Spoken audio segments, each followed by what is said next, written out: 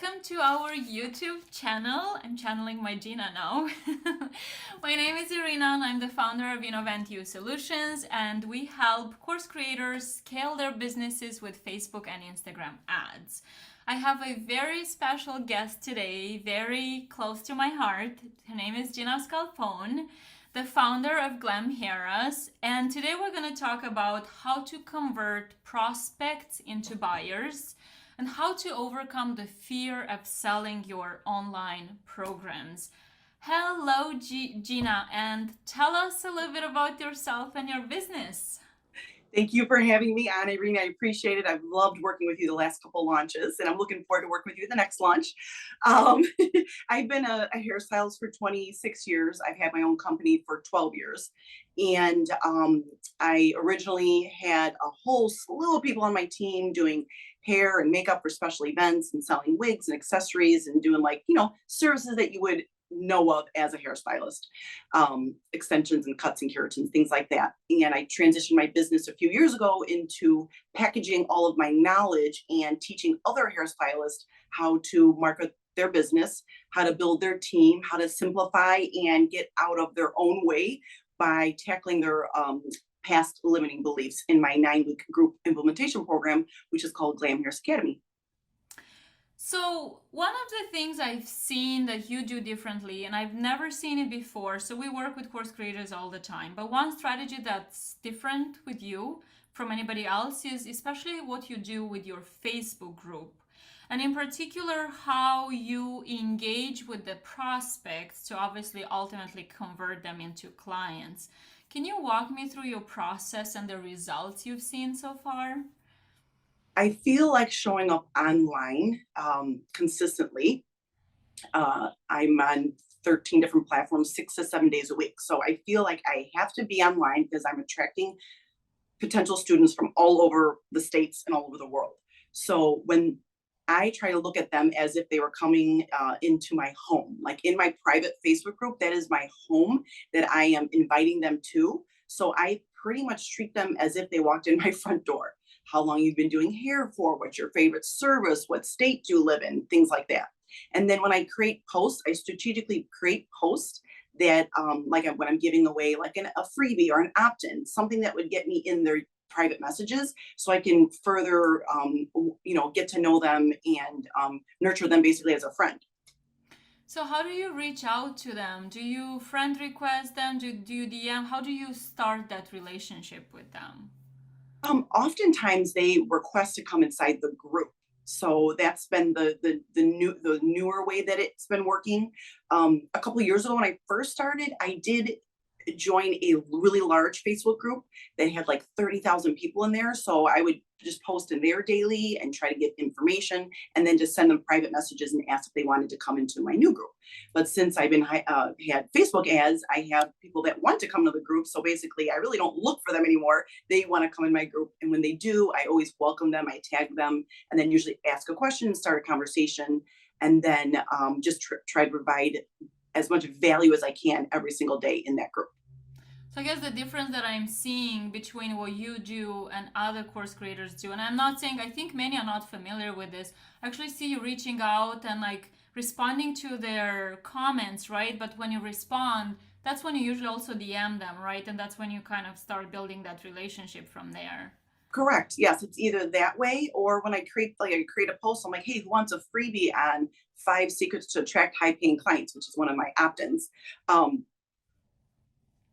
What I do is I'll just send them, if they want it, I say comment below, and then I'll say, okay, I'll send you a private message with the link. So then I share that in their private message. And then I just keep the conversation going that way. So from there, going into sales, another pain point that I see with many course creators, and I think it's a natural one, and you've probably gone through it yourself. When I talk to them about sales, they're really struggling with even the idea of selling their program, even though they have so much to offer, and that's what I usually tell them. You have so much to offer and so much to give, but obviously at some point you have to talk about your program and sell it. And that's where I see you selling, being like so good at it. So I'd be very interesting to know how you overcome the fear of selling, how you become good at it. How do you go about it, and how do you overcome these obstacles?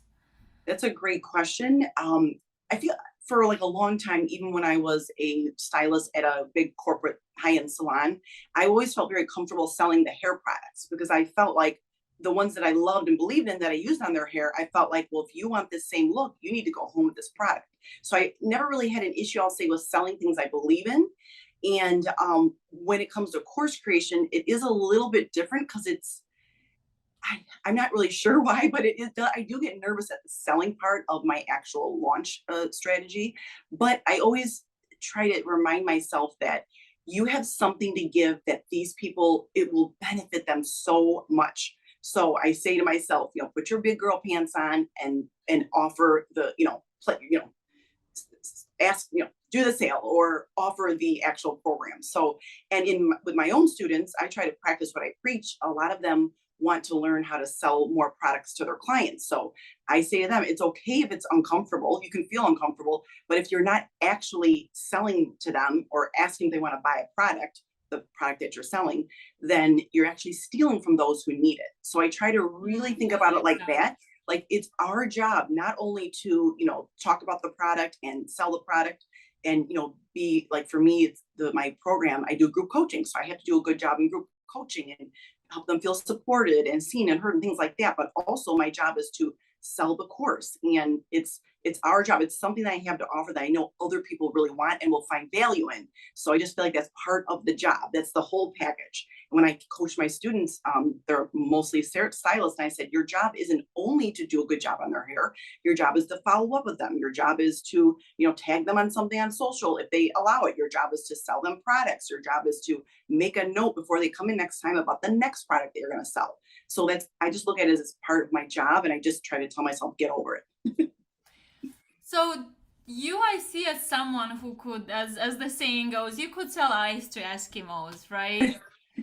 So can you share some of your secrets? Like when you get one-on-one with someone, how do you convert them from, oh, kind of the usual, I don't have money, it's not a good time for me right now.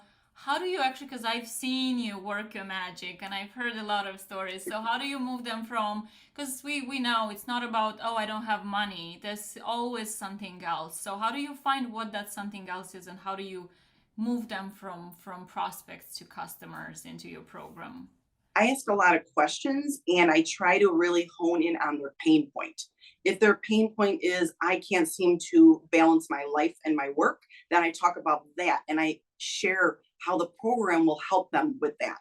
And then if it's something like, I don't know how to show up on social media, then I try to just really hone in. I try to ask the questions and process it and look at what would help them understand why the program is so important for them.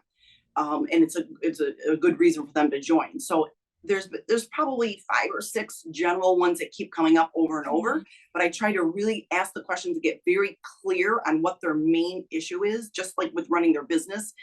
And then also then just share with them that actually is in the program. We will get over that mindset, issue, or we'll get over that time management issue, or we'll get over that, I need to show up on social media to market my business, but I have no idea how. I'm going to show you exactly how. So again, I guess I just try to very much find out specifically what their pain point is. And it boils down to one of a few. I keep hearing the same things over and over from this stylist that joined the program. And then I just try to really just speak to that specifically. What if they say, "Oh, money is tight right now"? Do you give up on them, or No, no. So what I do is then I say, figured. okay, because most people that's part of the issue, and the other part of the issue is all the other things. So I say, okay, I give you this a strategy with them. I say, pull out your book of business, and I'm like, okay, we're going to apply the 90-90 rule right here, right now. And this is something I made up. 90% of your clients should be buying 90% of your products and services. So we're going to pull out your book of business for the next 2 weeks. Who is on your books? We're going to write their name down on the left side. Next to their name, we're going to write the services that are actually already booked for in your chair. And then you're going to brainstorm this in advance, like what other service or product do you offer that they aren't currently getting?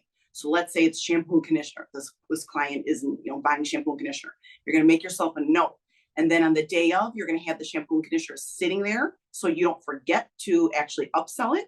And or you're going to reach out to them in advance and say, hey, Jessica, I'm looking forward to seeing you for your color and cut. I have this new shampoo and conditioner line that I think would benefit you. Should I put a bottle aside for you? Remind me to say something, remind me to talk to you about it when you're in my chair. So you can ask in advance. And then also for just, I like to say, bonus points, talk about that shampoo and conditioner online and pretend you're talking to that potential client that you want to buy that shampoo and conditioner, and even tag them in it. And put something at the bottom like, hey, Stephanie, I think you love this shampoo and conditioner. Let's, talk about this next time you're in. So I teach them right then and there, how could you upsell to the people that are in your chair in the next 2 weeks, like specific strategies. And then that has actually turned people from saying, getting on the sales call with them saying, I can't afford the program, into buying. They're like, oh, I see, literally I could make a couple $100 more this month if I applied this strategy. So I try to show exactly what their clients and a strategy that they can actually implement that's simple. And they always say, oh, that's so easy. And I never thought of it. And I'm going to do it. And then they'll say, okay, I'll join the program. So pain point, and then you show them how your program solves that pain point, right? Exactly. Yes. What if they say, because another common one is, I don't have time. It's not a good, like the program, I don't know, you guys meet once per week. Timing is not right for me. So what I say to them is, then we're going to have this conversation next year when I open the program again. It's going to be the same conversation. You're going to be in the same place. Time is a commodity. I can't stress that enough. Like most of the people that come in my program they have families and they have a lot going on. And I said, if you don't join now and you wait another year, you're just going to be wasting more time. So you can try to figure it out on your own, but I have the proven strategies inside the program. Anything that trips you up, we have group coaching every single week. So I don't let anyone slip through the cracks. I keep track of everybody and I make sure I'm like holding them accountable or helping them hold themselves accountable. And they know that I care and they see the other people in the program doing the things that they want to do. So they're inspired by them. So they can't slip through the cracks and they can't like not get things done when they say they want to do it. And then I say, if you have a goal and you set your goal and it ends up not working out in that week or two or whatnot, then we go to plan B. And if that doesn't work, we go to plan C. I said, nobody slips through the cracks under my watch in my program because it's too important to me to make sure that you are, getting the end result that you'd like. And usually in the first few weeks of the program, which I tell them this too, people start making more money. Not because they all of a sudden became a magical stylist and I taught them something dramatic. They have the guts and they have the step-by-step and me kind of holding their hand or slightly pushing them and saying, hey, you can do it. Start, raise your prices. And then they see the other people in the group starting to do it. So they get all inspired and pumped up. I think from what you're also so passionate about what you do and you put so much passion when you talk to them. I think it's really makes it really hard to say no. Thank you. What advice would you give to digital course creators who are just starting out? Because obviously you've been there, you've been through all of that. What advice, what tips do you have for them? Don't give up, just keep trying. If the goal that I have, my 10-year plan, I created it 3 years ago. So I have 7 more years to get to this really big goal. And I write my goals down daily. So it's very clear to me where I want to be in 10 years from now. What's going to get me there is all the hard work now and uncomfortable conversations and time away from my family and all the different things. I will try till the day I die to get my end result. I'm not giving up.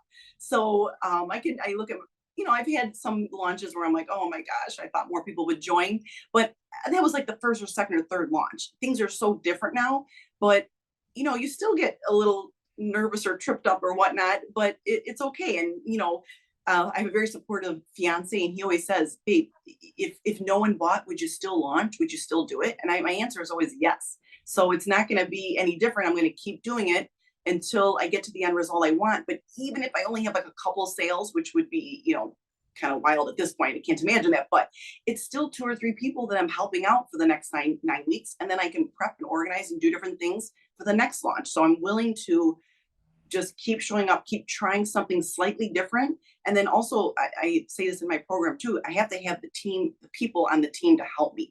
You being one of them, Irina, like, I don't know how to run ads, but you gave me a lot of good strategies and ideas. And you did a little bit of coaching with me along the way when I was like slipping into the deep end, and, I have Trish on my team and other people on my team that help me, do the things that will get me to the end result. So I feel like that's really important too. You just can't do it on your own. and you're I not was good at gonna say, everything. so it sounds like building a team in the long run also, right? Because like you said, you can't do everything, coach and teach and sell and do social Yeah, media and email and all of that. You need to build a team also for the long run. exactly. Yes. How about the ones who have been at it for a while? They've invested a lot of time. Maybe they've invested some money or no money because they've been doing it on their own. What would you advise them? Try something different, try a new way. And then also look at it like this is testing. This might take you, I mean, I honestly didn't think it would take me this many launches to get to the result I was at. I thought it was gonna happen like launch two. I I mean think that's launch what everybody 7. thinks. I think that's the other thing. We come in with these expectations that it's going to happen quickly, and we want it to happen quickly because we were spending money. We want to recoup our, what we've spent, but it takes a while, right? Yeah, I would say just keep at it and just try a different way. I mean, try to really be in your ideal client's head. What would they want to hear? What did they need? I mean, I did a full 5-day challenge and got on the calls, if you want to call them sales calls. I offered complimentary coaching calls to them, which I did give them. I probably got on 40 1-hour calls after I was done teaching for an entire week before the doors actually closed. So some people didn't join because I didn't have that many people join. I had 25 this last time, but some people, I got them to go to the other side. But also, I don't even really mind. It was a very intense, like exhausting experience, but I don't regret any part of it because, well, one, it got me really close to my goal. And two, I learned so much from all those I was calls. I gonna have say pages that. of notes. I think the So amount of information, and I think more business owners, more course creators should do that. Spend more time, right, doing calls and learning about your audience. What keeps them up at night? What do they want to solve so that you can cater and you can update your programs and offerings, right, to cater to their specific needs. and because I got on so many calls, I kept hearing the same, like there was like 5 things I kept repeating. Patterns. Yeah, so I'm like, okay, good. So this is gonna fine tune my message for the next launch, which some of this stuff I wasn't including in my sales page, or like when I was actually teaching the 5-day challenge, which is the launch. So it got a ton of information that way. So I just keep at it and try to talk to as many of your ideal clients as you can, whether or not they buy. And I also look at it like this: if they don't buy now, they're going to buy in the next couple times. They're still going to have that same problem. And I'm still going to be emailing them weekly, showing up daily, daily in the Facebook group, sending them private messages, following each other on Instagram. So I'm still going to be doing that, nurturing them and getting to know them. And they're just going to get to know me more. My program is an expensive program, so I don't necessarily expect for anybody to just be like, learn about me and join a week later. Some people do, but I think you just have to keep at it. Just know that it's not like they're gone. It's just not right now. It's just, they're gonna join at some point. So that's how I look at it. And Maybe I they will, think maybe they won't. with that, I really like that idea of going in with them with a mindset that not everybody's ready to buy, right? There's no such thing as they're 100% ready to buy. But those people, like you said, if you nurture them in time, they're gonna become, your students, right? I think if I remember correctly, I think even now in your program, I think you have like a couple of people or 3 people from before, right? Who didn't Yes, buy several before. people. A Several handful of people. people. Yep. I didn't count. I'll say at least 5 or 6 people that So were that's around proof for, that, yep. yeah, for a long time, for even a year ago. Like someone just messaged me right, the doors actually already closed, and she's like, Gina, did I miss the class? I should like, it shows you posted it as closed. She didn't even come to the master class here. She didn't come to my challenge. She wasn't even part of the launch. And I'm like, you know what? Yep. And I looked on the private messages, and we were back and forth for like a year. She was on my weekly emails for a year. She was in the Facebook group where I nurture everybody. So I was like, yeah, here's the link. She's like, okay, I hear your baby crying. Just go. I got it. I got the link. I'll be in class. I'm like, amazing. So I thought that was really fun. And this time is the first time, this makes me feel the best. 2 people asked me about a month before I even opened the doors, started launch, said, hey, when's your program opening? I want to join. How do we get on the list? So I was like, a scramble. Oh my gosh, we got to get this link out. So I thought that was really cool. And I've never had that before. And I believe in that for sure is me showing up online, me nurturing, me creating private messages. Every single comment, I always comment back. I go on their page, I show some love over there. So I just, there was no other reason. They just trusted me and they felt like the time was right. So, and I am fine tuning my message the more I get more experience as a course creator. And again, those 40 plus calls, 1 hour calls that I was on, now I'm like, I know exactly what to say. It was like here, and now it was here, and then now I'm like, okay, right here's what I need to hit. This is the pain point. And too, it's interesting because these two people that you were talking about, it just goes to prove that sometimes people just need more time. Maybe they've watched you before, or maybe they've seen you before, but maybe they didn't think, maybe they didn't have enough trust also, right? But as they watched you, as you nurtured them over the year or a couple of years, they became ready. So that's why it takes time. That's why it Yes, takes time, patience, work, money, and all of it. especially if it's a larger ticket program.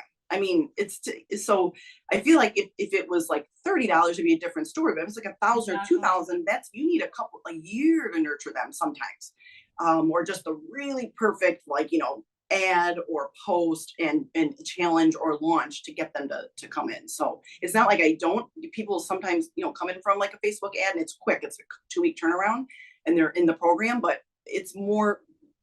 There's definitely some nurturing going on with a lot of people, which Yeah. I was the same way the first time I joined the first program. I was nurtured for like 7 years. And I'm like, okay, I want to join this program finally.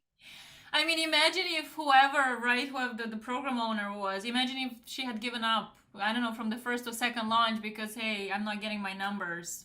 Yes. Then You just have to keep at it. And also, like, I try to remind myself, like, this is actually, I like it. This is fun. This is interesting. This is I've been a stylist for 26 years. The last 3 years, I've been a course creator. So this is a whole nother, like, I'm going another direction. But it's fun. A lot of it's really fun. It's very interesting. I love connecting with people. And just like when I style a wedding party, when they say, oh my gosh, my life changes. I went through your program. I'm making more money. I feel so much better, feel so much more confident. Like all that stuff is like music to my ears. Just like when a bride says, we looked amazing. Thank you so much. Oh my gosh, all my friends loved you. Like it's the same, it feels the exact same way. And I treat my keeps students. You going to kind Yes. of. Yeah, I guess also looking at results, right, and looking what your students are saying about you just reminds you that what you're doing changes lives, and you just have to keep on going.